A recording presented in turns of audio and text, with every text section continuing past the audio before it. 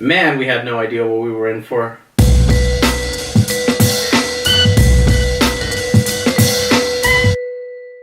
Season 1 of Daredevil. The first season of Daredevil is Marvel's attempt at having TV on a streaming service. At this point in time, the Avengers had just come out. Agents of S.H.I.E.L.D. was a thing. But as far as the streaming world, there wasn't really anything Marvel related. And so they decided to branch out and try this. And I am so glad that they decided to do this because this is one of the strongest entries in the entire universe. In my opinion, even better than some of the movies in the MCU. It's such a great show. What a way to kick off this little corner of the Marvel universe. And right after the Avengers, which in itself is a really great achievement, this is such a 180 turn. It's a much darker show. It's so much grittier. It's so much more brutal and violent. And it was great that they were able to launch it with such a great character like Daredevil. The actor that plays him, Charlie Cox, is, in my opinion, a really great choice. The guy's British, but you can never tell from watching this show. He does a fantastic job. The rest of the cast also does a very good job. The villain was amazing, which I'll get into a little bit later. Overall, it was really great to kind of see a more fleshed out character because he had 13 hours to do so. In retrospect, now it seems like maybe that was too long. At the time when this first came out, it looked like just a great amount of content for not just a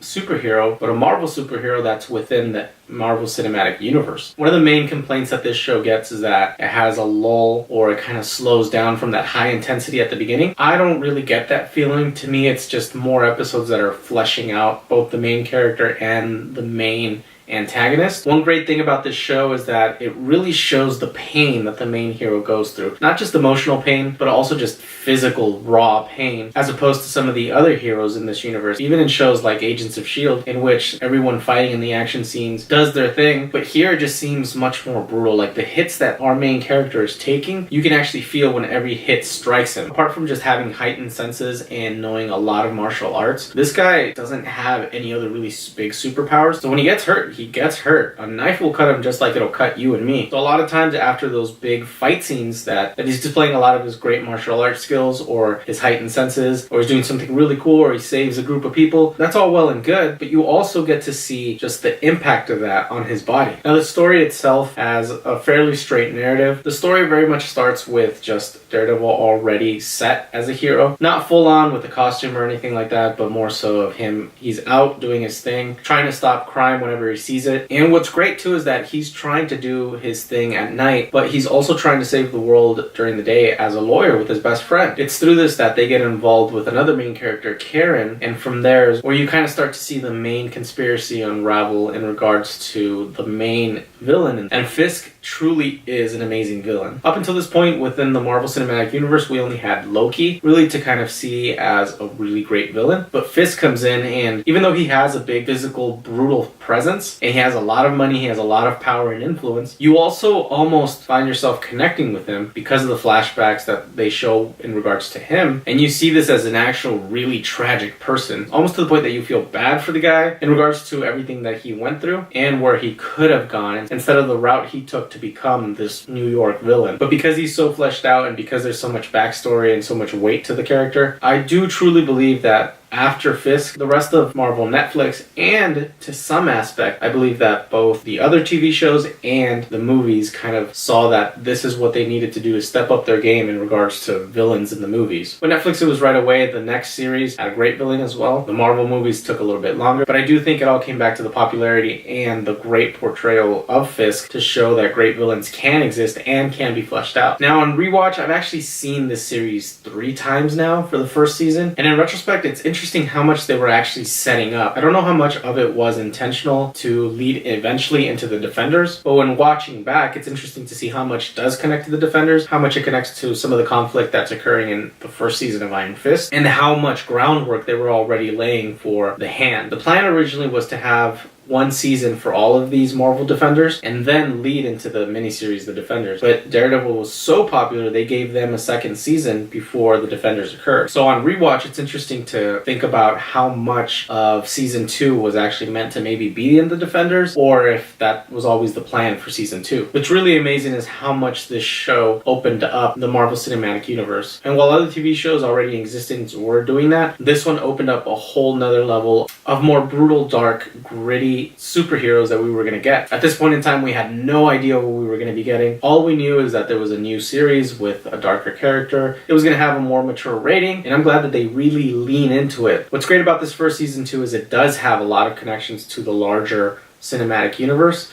There's some that work really well. There's references in which people just say something within the universe that someone would say in a world with gods, monsters, and other stuff. Sometimes it did feel a little bit too forced, like they were just trying to remind you that, hey, this show exists in the Marvel Cinematic Universe. Here's this little tidbit. And I found that a little bit annoying. But overall, this is a fantastic show. It's one of my favorites. Even after all the other heroes on Netflix popped up and all their other second seasons popped up, this is still my favorite season. It has amazing rewatchability. I find that every time you rewatch it, you're always seeing something new. The characters are great. The mythology is great. And overall, it's a lot of fun to watch as the plot builds up to that final confrontation. Daredevil Season 1. Fantastic. Let me know what you guys think. What's your favorite Marvel Netflix hero? With everything that's going on outside of the universe, is there a way that you see Daredevil going into any of the films? Also, just subscribe, like this video, and I'll see you guys next time.